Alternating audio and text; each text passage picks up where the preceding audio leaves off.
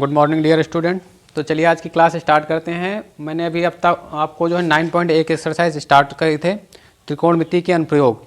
तो उसमें मैंने आपको 8 क्वेश्चन पढ़ा दिए थे। अब आज के जो है 9, 10, 11 और 12 इस 4 क्वेश्चन देखेंगे। उसके बाद 4 क्वेश्चन बचेंगे, वो दूसरी क्लास में हो जाएंगे। तो सबसे पहले पहला क्वेश्चन क्या है कि एक मीनार के पाद बिंदु से एक भवन के शिखर का उन्नयन कोण कितना है? 30 डिग्री है। और भवन के पाद बिंदु से मीनार के शिखर का उन्नयन कोण 60 डिग्री है। यदि मीनार 50 मीटर ऊंची हो तो भवन की ऊंचाई ज्ञात कीजिए। तो सबसे पहले इन क्वेश्चनों में क्या होता है, लैंग्वेज समझनी पड़ती है कि लैंग्वेज समझने के लिए क्या करेंगे, पूरा क्वेश्चन एक बार नहीं, 2 बार नहीं, जितनी बार लैंग्वेज जब तक नहीं समझ में आती कि क्वेश्चन में क्या कह रहा है तब तक आप इसको पढ़ेंगे। उसके बाद आगे का सॉल्व करेंगे। तो सबसे पहले क्या कह रहा है, एक मीनार के पाद बिंदु से एक भवन के शिखर का उन्नयन कोण 30 डिग्री है। कहने का मतलब ये है एक मीनार है और एक क्या है, भवन है। ठीक, तो एक हम मीनार मान लेते हैं, ये मीनार हमने मान लिया, एक मीनार है और एक क्या मान लिया, एक भवन है। ठीक, तो कह रहा है कि मीनार हमने मान लिया क्या, ए बी एक मीनार है और सी डी एक क्या है, भवन है। उसमें कह रहा है कि मीनार के पाद बिंदु से भवन के शिखर का उन्नयन कोण 30 डिग्री है। किसके शिखर का उन्नयन कोण? भवन के शिखर का उन्नयन कोण। तो भवन का शिखर यही तो होगा, ये उसका पाद बिंदु हो जाएगा और ये शिखर हो जाएगा। तो यहाँ से जो है उसका शिखर ये, यानी मीनार का जो पाद बिंदु है, मीनार की जो नीचे की है, उससे जो है भवन के शिखर का उन्नयन कोण कितना है, 30 डिग्री है। मतलब इसका कोण कितना है, 30 डिग्री है। उसके बाद अब यहाँ पे क्या करेंगे, भवन के पाद बिंदु से मीनार के शिखर का उन्नयन कोण 60 है। यानी भवन के जो है पाद बिंदु से, ये भवन का पाद बिंदु और ये मीनार है, मीनार का शिखर का उन्नयन कोण कितना है, 60 डिग्री है। अब यहाँ पे क्या करना है कि यहाँ पे जो है हमको क्या ज्ञात करना है, कह रहा है कि भवन की ऊंचाई ज्ञात कीजिए। यानी भवन की ऊंचाई ज्ञात कीजिए और मीनार की ऊंचाई कितनी है, 50 मीटर। यानी मीनार की ऊंचाई 50 मीटर है और भवन की ऊंचाई हमको ज्ञात करना है। तो भवन की ऊंचाई हमने क्या मान लिया, यच है।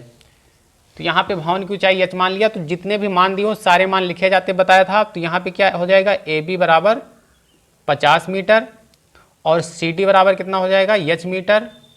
और हमारा कोण डी ए सी बराबर 30 डिग्री और कोण बी सी ए बराबर 60 डिग्री। सारे मान हमने लिख लिए। उसके बाद लिखने के बाद क्या करते थे, सॉल्व करेंगे। अब देखिए हमको निकालना क्या है, मीनार की ऊंचाई निकालनी है। तो एक बार कौन सा त्रिभुज ले लेंगे, एक बार ये वाला त्रिभुज ले लेंगे और एक बार ये वाला त्रिभुज ले लेंगे। इन दोनों त्रिभुजों को लेकर सॉल्व करेंगे। ठीक, तो सबसे पहले क्या कर लेते हैं, त्रिभुज ले लेते हैं। त्रिभुज बी ए सी में, यहाँ पे त्रिभुज बी ए सी में, तो त्रिभुज बी ए सी लेंगे। तो त्रिभुज बी ए सी करने के बाद क्या करेंगे, उसमें जो है हम पाइथागोरस से तो नहीं लग पाएगा, ये लगेगा आपका किससे, यहाँ पे ये दिया है लंब और क्या है, आधार निकालना है। तो इसका कोण कितना है, 60 डिग्री है। तो यहाँ पे लिखेंगे tan थीटा, क्योंकि लंब और आधार किस में होता है, tan में होता है। तो tan थीटा बराबर क्या हो जाएगा, लंब बटे आधार। तो लंब इसमें कितना है, ए बी। तो tan थीटा का मतलब यहाँ पे 60 हो जाएगा। लंब का मतलब कितना है, ए बी मतलब 50 और आधार कितना है, आधार है ए सी निकालना है। अब tan 60 का मान कितना होता है, tan 60 का मान होता है √3 और इसका मान 50 और ए सी का मान तो हमको निकालना ही है। तो यहाँ पे क्या कर लेंगे, ए सी कर लेंगे। तो यहाँ पे क्रॉस मल्टीप्लाई कराएंगे इधर से। तो ए सी इक्वल टू कितना हो जाएगा, 50/√3। और बताए थे अगर नीचे कभी भी √3 दिखे तो उसमें क्या करते हैं, मल्टीप्लाई करते हैं √3 से ऊपर और √3 से नीचे। तो इसको मल्टीप्लाई कराएंगे तो क्या हो जाएगा, देखो ए सी इक्वल टू 50√3 और √3 की गुणा √3 से होगी तो क्या हो जाएगा, 3 हो जाएगा। यानी ए सी का मान हमारा कितना निकल आया, 50√3/3। अब ए सी का मान जब निकल आया तो ए सी का मान निकलने के बाद क्या करेंगे, यहाँ से एक बार त्रिभुज ले लेंगे डी ए सी। तो त्रिभुज डी ए सी में, त्रिभुज डी ए सी में लेंगे। तो त्रिभुज डी ए सी में क्या करेंगे, फिर से लेंगे वही लंब बटे आधार। तो यहाँ पे tan थीटा बराबर लंब बटे आधार क्या हो जाएगा, डी सी बटे ए सी।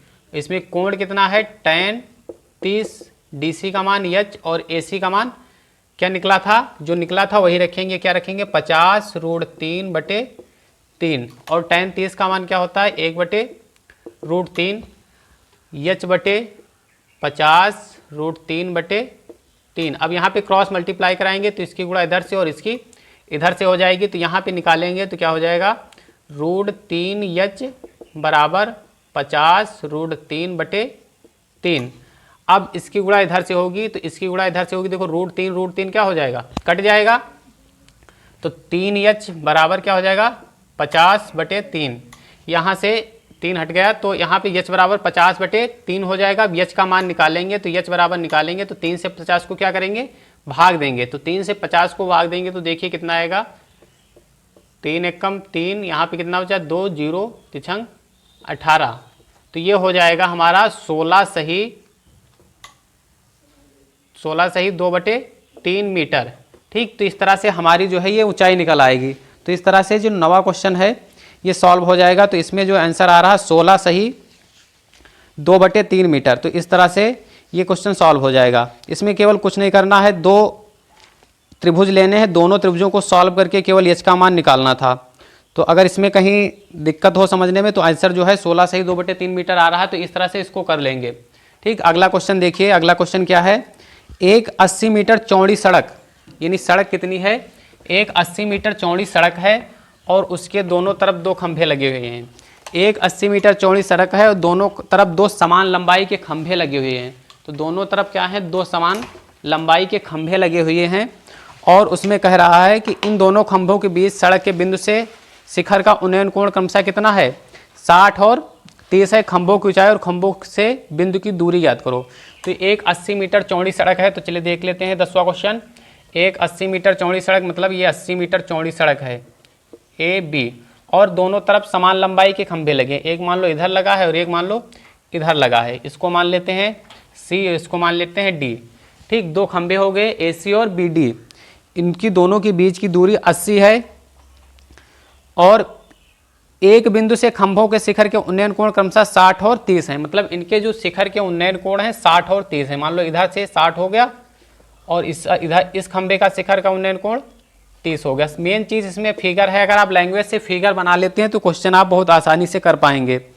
फिर कह रहा है कि खंभों की ऊंचाई और खंभों से बिंदु की दूरी ज्ञात करो, यानी खंभों की ऊंचाई, ये ऊंचाई ज्ञात करनी है और खंभों से बिंदु की दूरी मतलब यहाँ तक ये दूरी कितनी है। ठीक, तो यहाँ पे क्या करेंगे, टोटल कितनी है, ये 80 मीटर है। यहाँ पे हम क्या मान लेते हैं, माना दोनों खंभे बराबर हैं तो माना खंभों AC बराबर BD इक्वल टू क्या, h मीटर। दोनों खंभों की ऊंचाई हमने क्या मान ली, h मीटर मान ली। ठीक, अब यहाँ पे 80 मीटर है तो ये मान लेते हैं क्या, ये बिंदु मान लेते हैं हम E। तो यहाँ पे हमने मान ली कि ये दूरी कितनी है, x है, यानी AE इक्वल टू हम मान लेते हैं x मीटर और ये मान लेते हैं टोटल 80 थी तो ये कितनी बची हमारी, 80 माइनस x मीटर।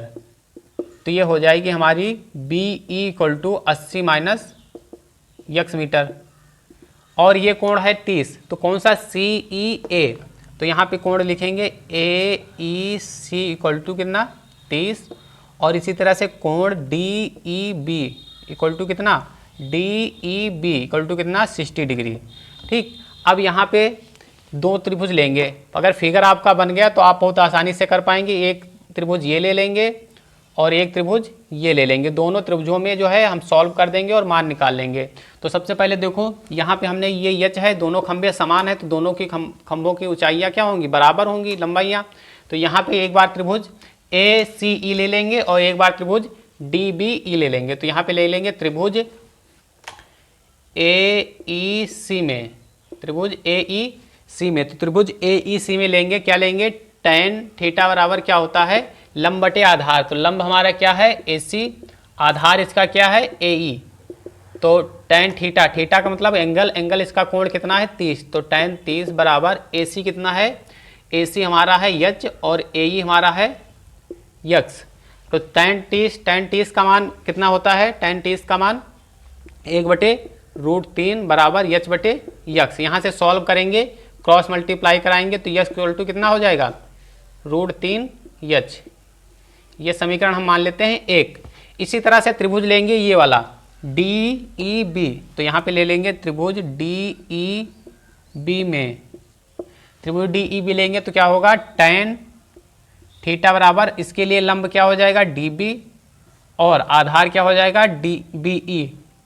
तो ये आधार हो जाएगा। तो आगे सॉल्व करेंगे तो tan थीटा, यहाँ पे tan थीटा मतलब थीटा का कोण कितना है 60 है, तो क्या लेंगे tan 60 इक्वल टू यहाँ पे क्या करेंगे tan 60 बराबर dv कितना है h है और be कितना है 80 माइनस x है। यहाँ से सॉल्व करेंगे तो √3 हो जाएगा h बटे 80 माइनस x। अब √3 क्रॉस मल्टीप्लाई करेंगे तो क्या हो जाएगा 80 minus x equal to h। अब यहाँ पे क्रॉस मल्टीप्लाई कराने के बाद अब इतना सॉल्व करेंगे। इतना सॉल्व करने के बाद देखो यहाँ से x बराबर कितना था √3h था, तो उठा के मान यहाँ पे रखेंगे। तो यहाँ पे रखेंगे तो √3 80 माइनस x का मान हमने समीकरण 1 में क्या निकाला है √3h, तो x की जगह पे रखेंगे √3h इक्वल टू h। अब 80 से इसके गुणा कराएंगे तो क्या हो जाएगा 80 √3 की √3 से पीछे बताए थे आप लोगों को, जो है √3 की √3 से गुणा करते हैं तो क्या होता है 3 हो जाता है, क्योंकि √3 गुणे √3 2 बार होगा तो ये आधा होता है, ये आधा होता है, मिलके क्या हो जाता है पूरा हो जाता है, तो 3 हो जाएगा। तो ये माइनस का 3h बराबर क्या हो जाएगा h। अब यहाँ पे सॉल्व करेंगे तो सॉल्व करने पर ये माइनस का 3h उधर जाएगा तो प्लस का हो जाएगा 80 √3 बराबर 3h और h कितना हो जाएगा 3h उधर जाएगा प्लस का, ये भी h, तो 80 √3 बराबर 3h, एक h मिलके कितना हो जाएगा 4h। और h का मान निकालेंगे तो h बराबर क्या हो जाएगा, ये इधर गुणे में है तो इधर बटे में आएगा, तो 80 √3 बटे 4, 4 दूनी 8, तो h बराबर कितना आ जाएगा हमारा 20 √3। यानी खंभों की लंबाई कितनी आएगी, खंभों की लंबाई हमारी 20 √3 मीटर आएगी। जब खंभों की लंबाई 20 √3 मीटर आ जाएगी तो उसके बाद क्या करेंगे, उसके बाद उसमें जो है कह रहा था कि दोनों खंभे जो हैं कितनी दूरी पर हैं ये बताना है, यानी खंभों के बीच की, खंभों से बिंदु की दूरी ज्ञात करनी थी। तो h का मान कितना आ गया 20 √3 आया। अब h का मान उठा के यहाँ रखेंगे तो x का मान निकलेगा, और x का मान जब निकल आएगा तो उठा के जो है इसमें रख देंगे, तो मतलब इनकी जो AE है AE निकल आएगा और BE निकल आएगा। तो देखिए आगे देख लेते हैं, यहाँ पे सॉल्व किए दे रहे हैं। यहाँ पे x इक्वल टू, अब खंभों के बीच की दूरी हमने AE कितनी मानी थी x मानी थी, तो x का मान निकालने के लिए जो मान निकला है वो हम समीकरण 1 में रखेंगे। तो यहाँ पे लिखेंगे h का मान समीकरण 1 में रखने पर, h का मान समीकरण 1 में रखने पर, तो 1 में रखेंगे तो यहाँ पे क्या हो जाएगा x इक्वल टू √3 गुणे h का मान आया 20 √3, तो h की जगह रखेंगे 20 √3, तो ये हो जाएगा 20 √3 की √3 से गुणा होगी तो क्या हो जाएगा 3, तो x बराबर हो जाएगा 20 3 60, तो ये x बराबर कितना आ गया 60 मीटर। ठीक, x का मान 60 आ गया। अब हमको BE निकालना है, तो BE हमने क्या माना था 80 माइनस x, तो BE 80 माइनस x माना था, तो 80 माइनस h का मान कितना है 60, तो BE कितना आ जाएगा हमारा 20 मीटर आ जाएगा। ठीक, तो इस तरह से खंभों के बीच की जो बिंदु की दूरी थी वो कितनी हो जाएगी, एक हो जाएगी हमारी, एक हमारी हो जाएगी कितनी 60 मीटर और एक हो जाएगी हमारी 20 मीटर। इस तरह से खंभों के बीच की दूरी निकल आएगी। अगर यहाँ पर कोई समझने में दिक्कत है तो वीडियो को रोक करके आप देख सकते हैं, समझ सकते हैं। और थोड़ा सा डिसबैलेंस हो गया था जिसके कारण थोड़ा सा वीडियो समझ में नहीं आया होगा। तो यहाँ पे इस तरह से आप क्या कर लेंगे, यहाँ पे अगर आपको समझने में कोई दिक्कत आ रही है तो यहाँ पे जो है वीडियो को रोक करके या स्क्रीनशॉट लेके समझ सकते हैं। अगर आपको समझने में और भी कोई दिक्कत है तो हमारे व्हाट्सएप नंबर जो दिया है कमेंट बॉक्स में, उस पर जो है कमेंट करके हमसे पूछ सकते हैं कोई भी सवाल अगर आपका नहीं लग रहा है, या फिर आप जो है कमेंट भी कर सकते हैं कि यहाँ पे नहीं समझ पाए, यहाँ पे दोबारा समझा दीजिए तो वो भी मैं आपको समझा दूंगा। चलिए, इस तरह से ये क्वेश्चन लग जाएगा। इसको समझने में कोई दिक्कत अगर हो तो हमारे नंबर पे आप कॉल करके या व्हाट्सएप या मैसेज करके भी पूछ सकते हैं। चलिए, अगला क्वेश्चन जो है question number 11, question number 11 solve करवाएंगे, उसके बाद 12, क्योंकि 4 ही क्वेश्चन हो पाएंगे, बहुत सारा टाइम लग जाता है इसमें, जो है बहुत बड़े बड़े क्वेश्चन होते हैं। चलिए, क्वेश्चन नंबर 11 क्या है, एक नहर के एक तट पर एक टीवी टावर ऊर्ध्वाधर खड़ा है। ऊर्ध्वाधर का मतलब क्या होता है, ऊर्ध्वाधर का मतलब होता है सीधा, यानी जो एक टावर है वो कैसा खड़ा है, सीधा खड़ा है।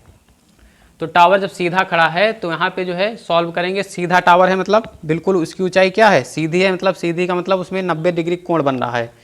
तो सीधा टावर खड़ा है और कह रहा है कि टावर के ठीक सामने दूसरे पर एक अन्य बिंदु से टावर के शिखर का उन्नयन कोण कितना है, उन्नयन कोण जो है 60 डिग्री है। तो मान लो ये जैसे टावर खड़ा है उसमें जो है कितने कोण है 60 डिग्री। ये कोण जो है हमारा 60 डिग्री बन रहा है। उसके बाद कह रहा है इसी तट पर इस बिंदु से 20 मीटर दूर एक मीनार के पाद बिंदु से मीनार रेखा पर स्थित एक अन्य बिंदु से टावर के शिखर का उन्नयन कोण कितना है?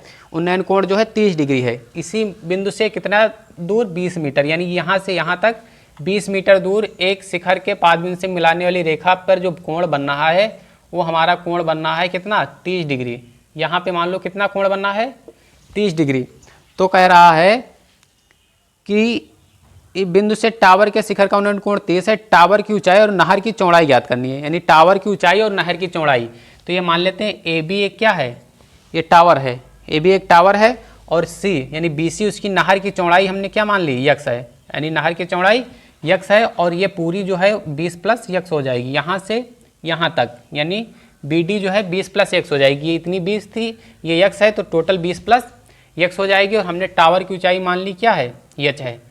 ठीक, तो यहाँ पे दो त्रिभुज बनने हैं। एक त्रिभुज हमारा ये बनना है, ये वाला, और एक त्रिभुज ये बनना है। तो यहाँ पे जो सॉल्व करेंगे तो लिखेंगे, देखो सारे मान पहले लिख लेंगे। तो यहाँ पे बी सी बराबर कितना है? यक्स मीटर, और बी डी बराबर 20 प्लस यक्स मीटर, और ए बी बराबर कितना है? यच मीटर। ठीक, इतना हो गया। और कोण जो दिए हैं वो लिख लेंगे। तो क्या है यहाँ पे? कोण ए डी बी, जो कोण लिखना होता है हमेशा बीच में लिखते हो। तो ए डी बी बराबर 30 डिग्री, और कोण ए सी बी बराबर 60 डिग्री। तो यहाँ पे सॉल्व करेंगे, देखिए कैसे सॉल्व होगा।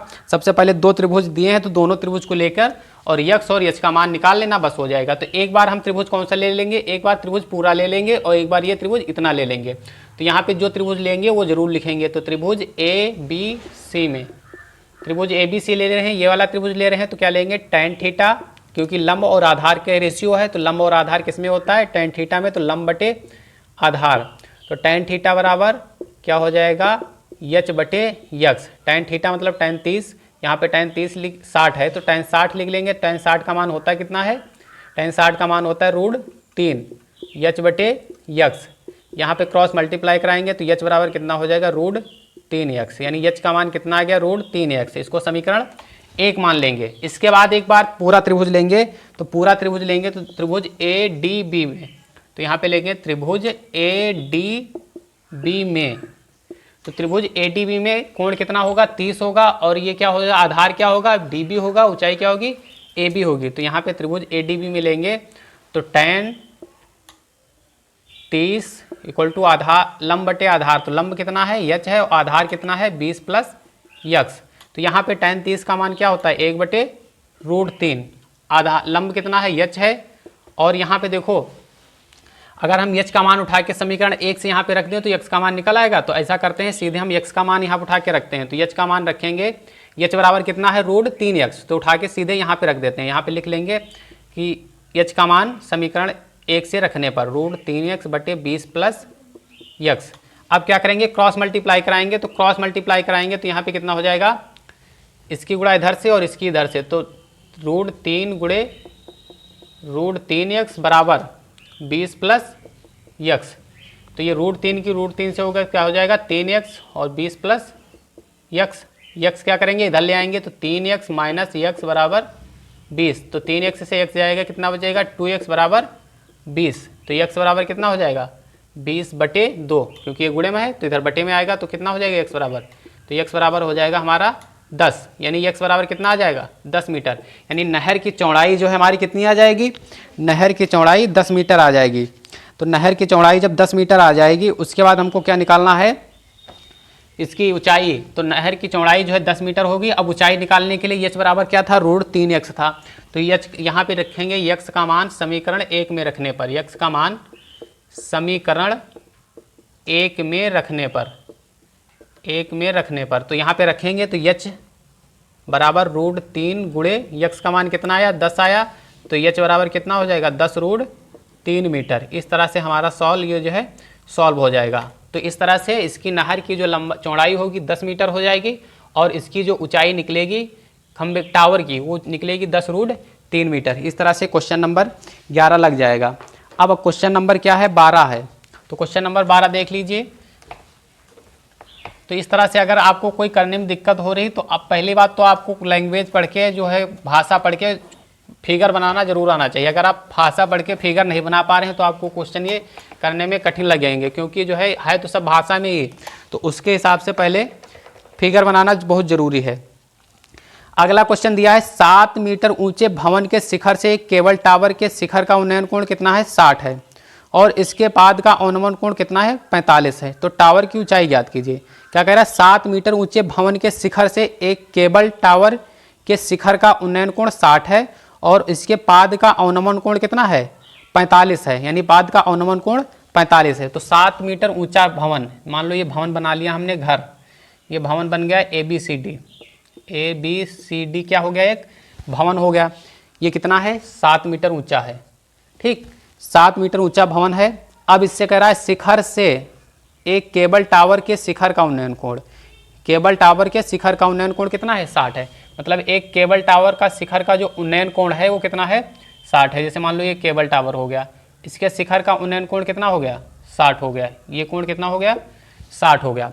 फिर कह रहा है 60 है और कह रहा है कि इसके पाद का अवनमन कोण कितना है, 45 है। मतलब इसके पाद बिंदु का जो अवनमन कोण है वो 45 है। किसके, टावर के जो पाद बिंदु है उसके जो है अवनमन कोण कितना है, 45 है। तो मान लो ये अवनमन कोण कितना हो गया, ये हो गया हमारा 45।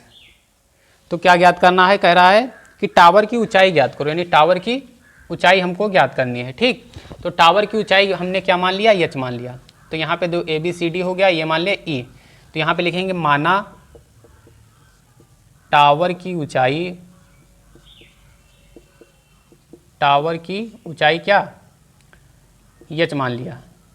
ठीक, तो ये 7 है, टोटल कितनी हो जाएगी, ये टोटल हमारी हो जाएगी H प्लस 7, टोटल हमारी H प्लस 7 हो जाएगी। तो एक बार देखो त्रिभुज ये वाला ले लेंगे और एक बार त्रिभुज ये वाला ले लेंगे।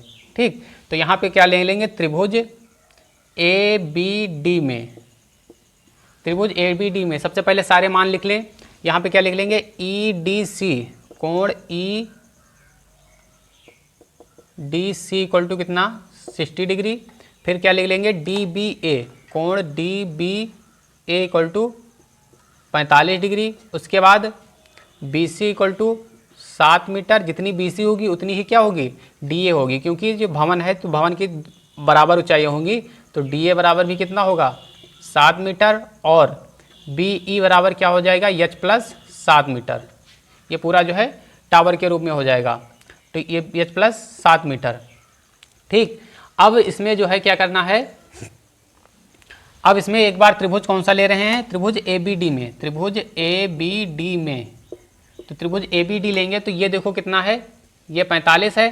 तो इसमें जो है लंब बटे क्या हो जाएगा, tan 45 बराबर लंब बटे कितना हो जाएगा, लंब बटे हो जाएगा हमारा आधार। तो लंब इसमें कितना है, लंब यही तो होगा AD बटे आधार, आधार कितना है AB, और tan 45 का मान कितना होता है, 1 होता है। AD का मान 7, AB का मान हमको निकालना है।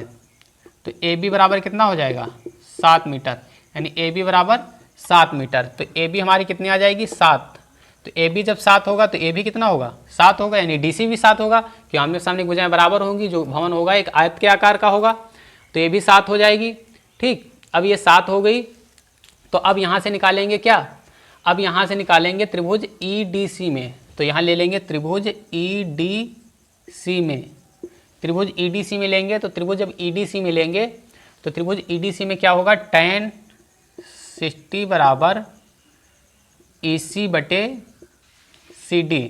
तो tan 60 का मान कितना होता है, √3, और EC का मान कितना है, H है, और CD का मान कितना है, 7। ये तो है CD का मान 7 है। अब यहाँ पे क्रॉस मल्टीप्लाई कराएंगे तो H बराबर क्या आ जाएगा, 7√3 मीटर। H बराबर 7√3 मीटर, यानी यहाँ से यहाँ तक कितनी होगी, 7√3 मीटर। और टावर की ऊंचाई जो पूरी है यहाँ से यहाँ तक होगी, टावर पूरा होगा यहाँ से यहाँ तक, तो टावर की ऊंचाई जो होगी क्या होगी, H प्लस 7 मीटर।